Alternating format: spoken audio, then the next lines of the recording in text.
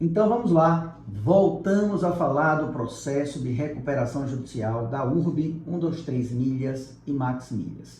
Temos mais novidades com relação a esse processo das últimas decisões proferidas. Nos últimos 10 dias, 9 dias, tivemos mudanças significativas e dessa vez foram mudanças que impactam diretamente a você, consumidor.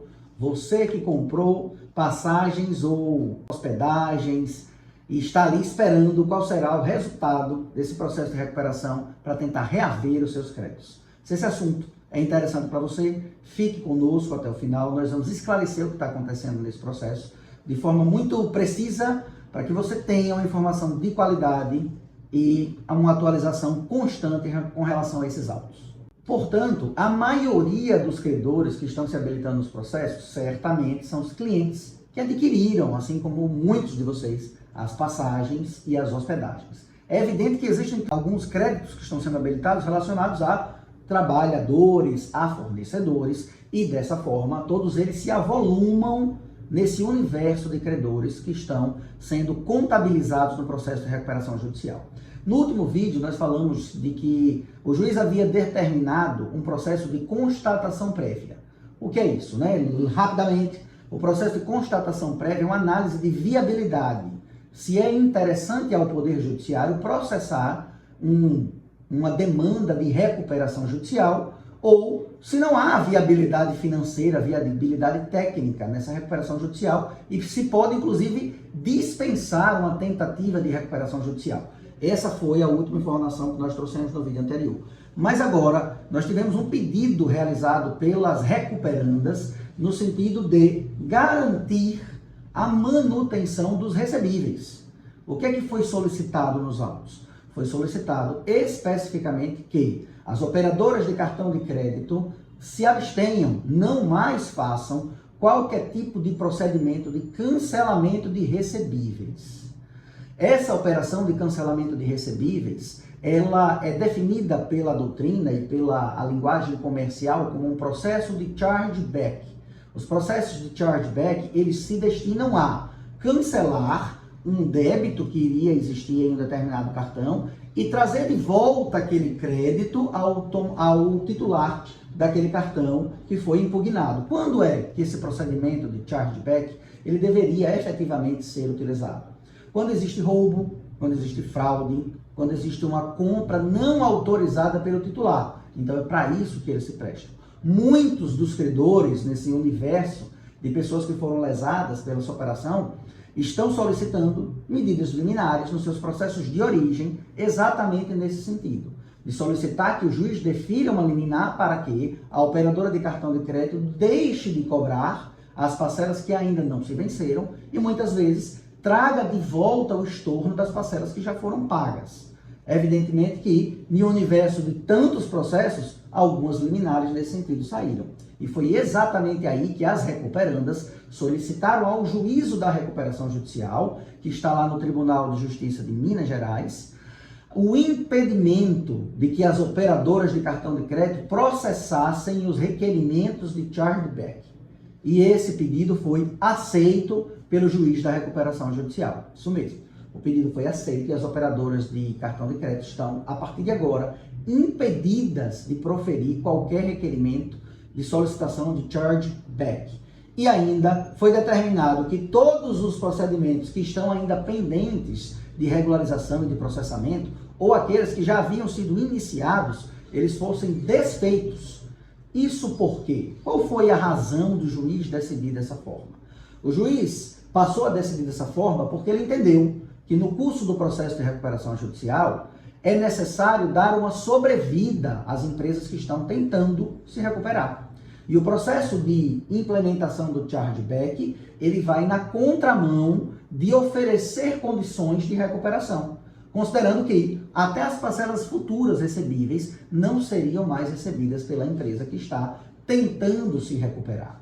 Aliado a isso, também foi uma razão de decidir do juízo o critério de igualdade entre todos os universos de credores que estão habilitados nesse processo. Imagine vocês que aquela pessoa que tem um pedido liminar nesse sentido, ela estaria em uma condição de desigualdade com todos os outros credores que eventualmente não tiveram o pedido liminar deferido, mesmo que haja demanda judicial, e maior ainda é a diferença de tratamento para os credores que não judicializaram demandas judiciais. Então imagine que o deferimento de uma operação antecipada de restituição de recebíveis torna credores em patamares de desigualdade, e essa foi uma segunda razão do juízo da recuperação judicial deferir o pedido de impedimento de qualquer cancelamento de venda. O que estaria fora desse alcance da decisão liminar? Evidentemente que as compras realizadas mediante fraude, mediante roubo, mediante furto ou sem autorização do titular do cartão.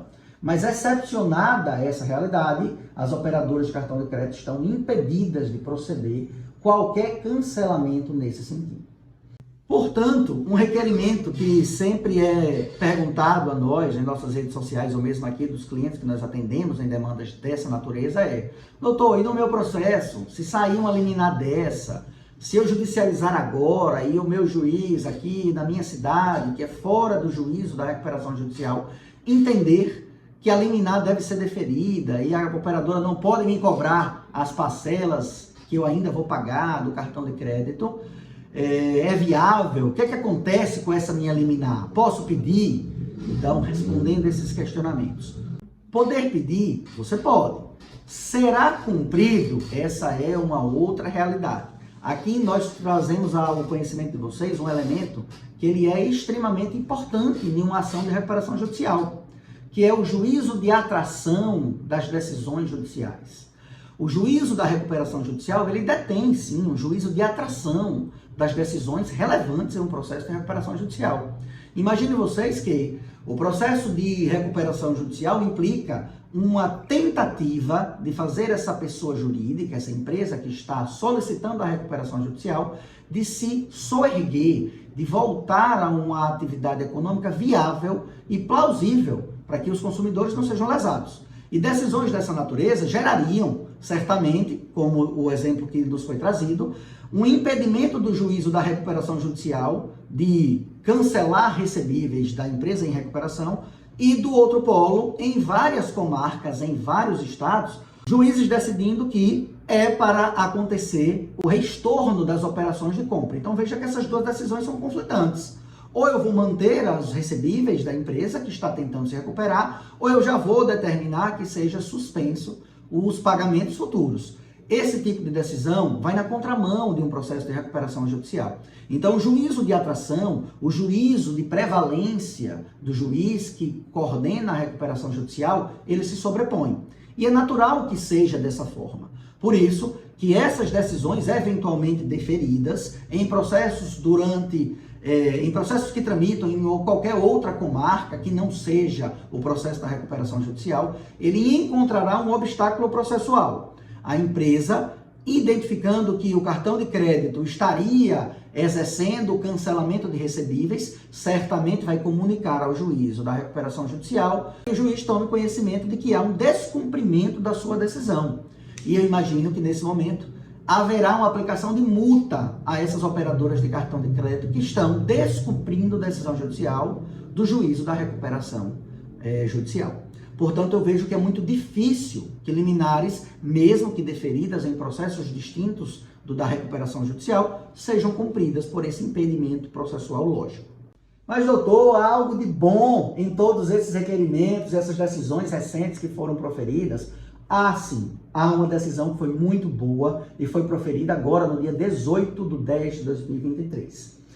O juízo da 15ª Vara Cível de Belo Horizonte, a pedido do Ministério Público, que move uma ação naquele juízo, que tramita em conexo com a ação de recuperação judicial, o juízo ele deferiu um bloqueio cautelar de bens dos sócios das empresas recuperandas, da URB, da 123 Milhas e da Hot Milhas.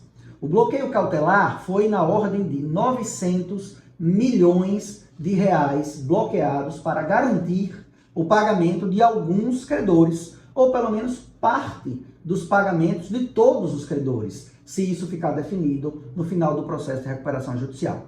Então, se você fez uma compra na URB e a sua compra pode ser quitada com um bloqueio cautelar de 900 milhões de reais, comece a vibrar, porque é possível que você ainda consiga reaver pelo menos parcela dos valores que foram adimplidos por você em um contrato que não foi prestado pelas empresas que estão em recuperação judicial.